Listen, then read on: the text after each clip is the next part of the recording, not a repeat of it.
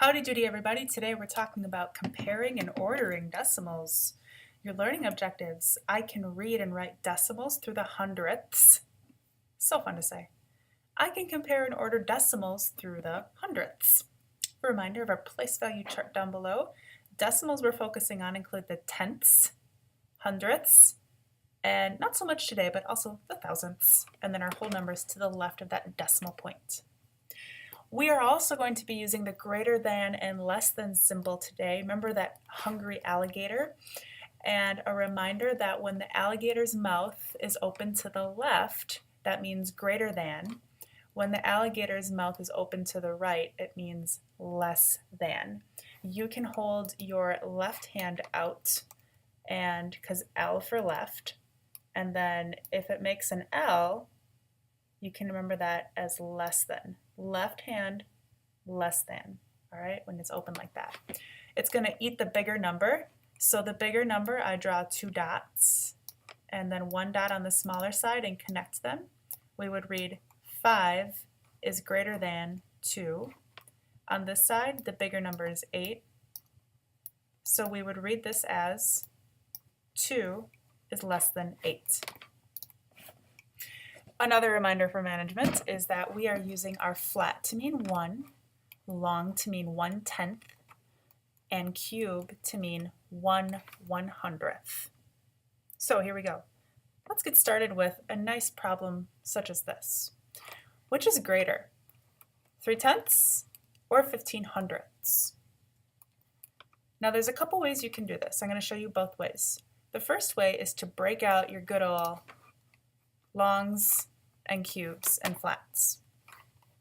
And we can write it like this. We can put down 3 longs, 1/10, 2/10, 3/10, and then over here 1/10 for right here, and then 5 little cubes for the hundredths. So what looks like it's more? If you said this side, you'd be absolutely correct. So 3/10, you can also think of it like money. We have, if you think of this as like dimes, 1 dime, 2 dime, 3 dimes, that's 30 cents. And then here would be 1 dime, and then, you know what, I am actually missing a little cube. I hope you caught that. Sorry about that. 15/100ths, or like having 1 dime and 5 pennies, would be 15 cents. So by far, there is more on the left. So 3/10 is definitely bigger than 15/100ths, even though it looks like there's more going on over here. Let's try another one. 43/100ths versus 5/100ths. So the 5 over here, which is the bigger number, at least in that place value, compared to the 4, which would be the bigger number, it's more towards the decimal point. Well, let's break out our longs and cubes. We would have 4 longs and 3 little cubes for 1/10, 2/10, 3/10, 4/10, and then 3/100ths. And then here's our 5/100ths. 1, 2, 3, 4, 5, just 5 little cubes. So by far, there's way more on the left. This is read 43/100ths. You can think of it like cents. 43 cents, 1 dime, 2 dimes, 3 dimes, 4 dimes, and 3 pennies.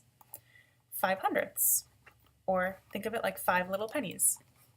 So yes, 43/100ths is bigger or more than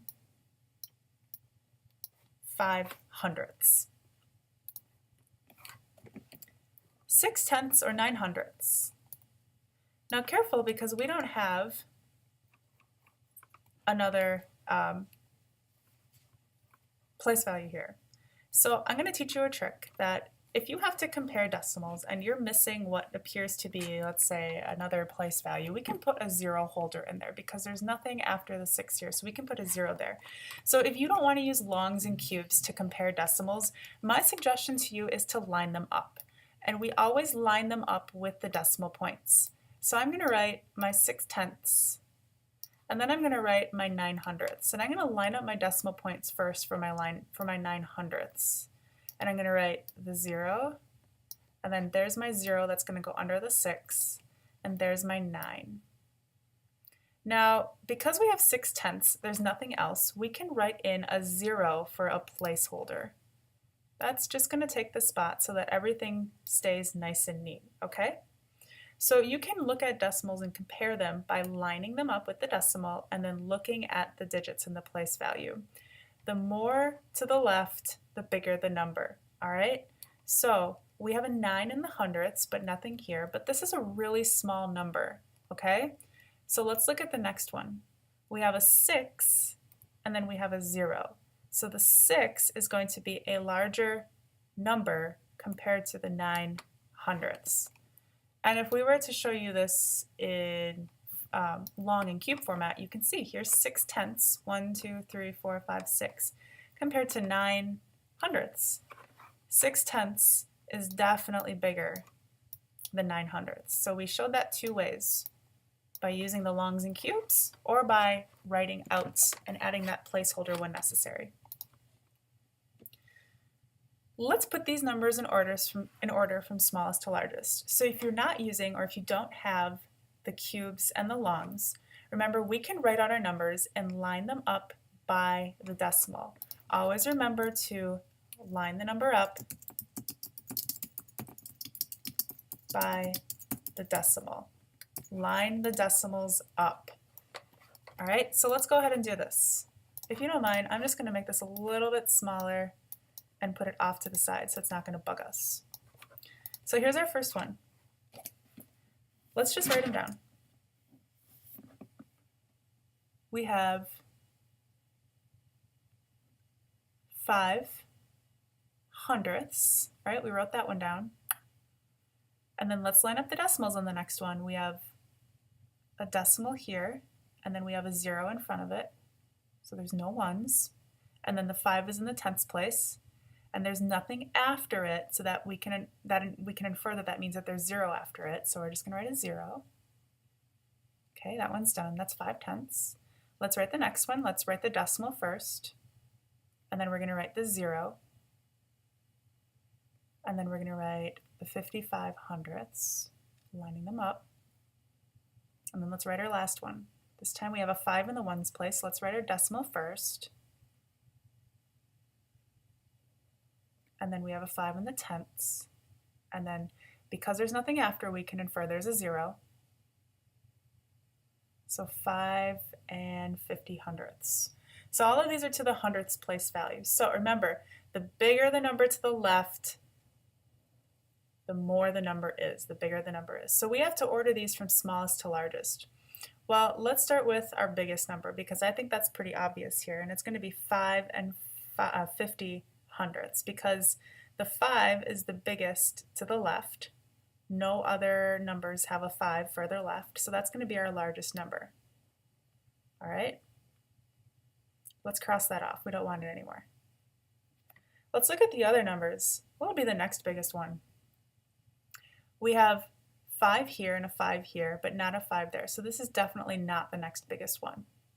But let's see. We also have a 5 here, which means that there's more compared to the 0. So 55 hundredths is definitely bigger than 50 hundredths. And then our 5 hundredths would be last. So I kind of did that backwards. You can do it both ways. So let's see if this makes sense. We have 5 hundredths, or 5 pennies, 50 hundredths, or 50 pennies, 55 hundredths, or 55 pennies, and then $5 and 50 hundredths, or $5 and 50 pennies. To me, that makes sense. I always want to ask myself, does it make sense?